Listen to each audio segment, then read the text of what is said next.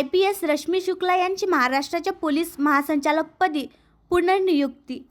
IPS Rashmi Shukla यांची महाराष्ट्रातील police महासंचालक DGP म्हणून पुनर्नियुक्ती करण्यात आली आहे।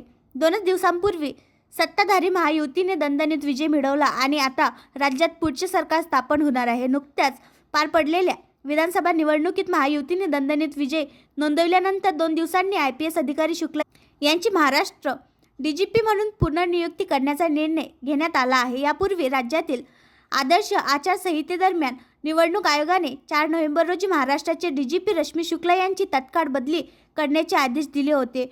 महाराष्ट्रात झालेल्या विधानसभा निवडणुकीत काँग्रेसचा दारुण पराभव झाला आहे। पराभवानंतर सोमवारी 25 नोव्हेंबर रोजी काँग्रेसने IPS अधिकारी रश्मी शुक्ला यांच्यावर आचारसंहितेचे उल्लंघन केल्याचा आरोप केला आणि निवडणूक आयोगाकडे कारवाईची मागणी केली।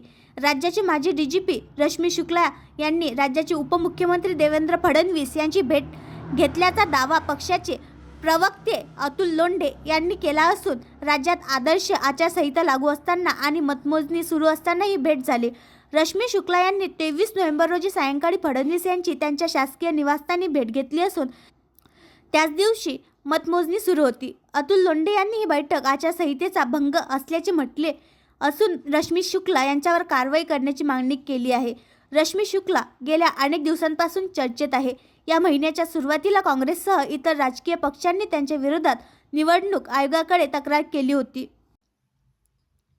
आणखी नवीन व्हिडिओ पाहण्यासाठी आमच्या देशमुख एक्सप्रेस न्यूज चॅनलला सबस्क्राईब करा, लाईक करा आणि शेअर करा।